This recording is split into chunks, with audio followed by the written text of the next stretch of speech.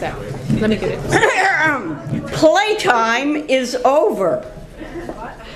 Sit up straight, put on your listening ears. Guess what I did for 36 years? I was a kindergarten teacher. And you know why I chose that? Rather than teaching the older kids, they were the only ones I could intimidate.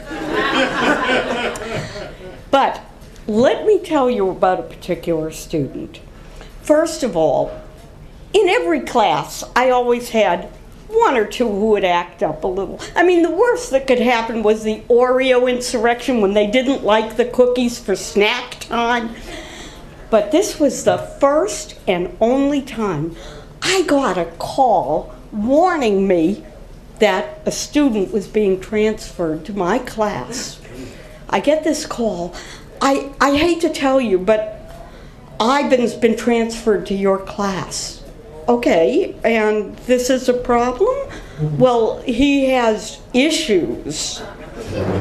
Well, thank you. What sort of issues? Anger management. And how does this manifest itself when he gets angry? He runs away, he hits people. Okay, thank you. And then she says, you better write these numbers down. It was his social worker and his therapist. And you better believe I took those numbers.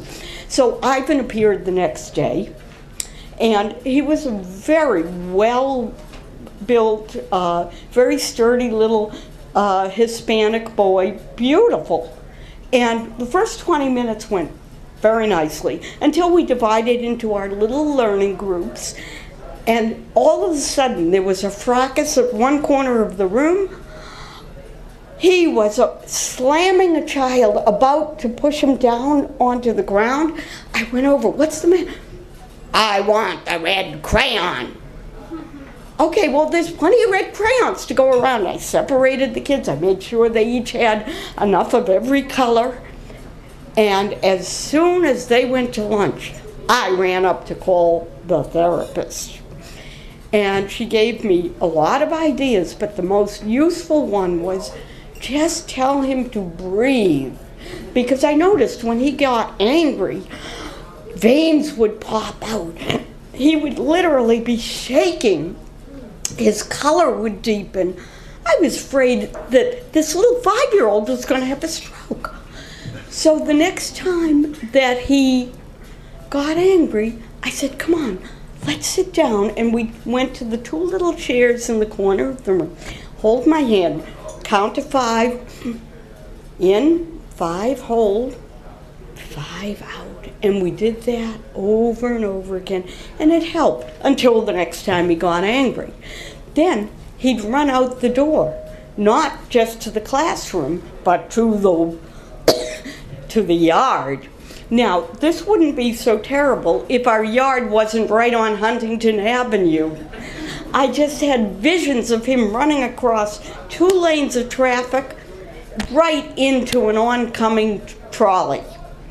So I called the school secretary. And thank God for the intercom. I said, Ivan just ran out. He's in the yard.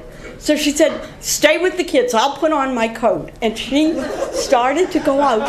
And before she could even get her coat on, she buzzed me back and said, he's stomped around, he's coming in, he's walking to the door, he's in, I'll send him right down. So we set up a thing. It was code blue. Meant that he was out. Okay, so little by little, we were getting along, and then his grandmother, who was raising him, came with some papers.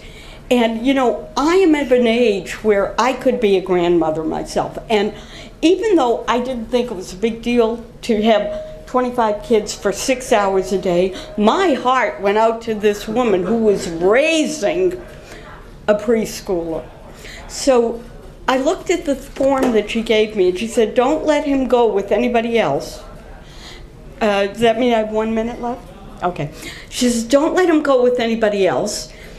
I have a court order, and I looked at it. And here's all this information. Mother's last known address, a rehab in Rhode Island. Father's last known address, hospital for the criminally insane. He did not become so much Ivan the Terrible as Ivan the Troubled. And I learned as much from him as I hope he learned from me. Thank you.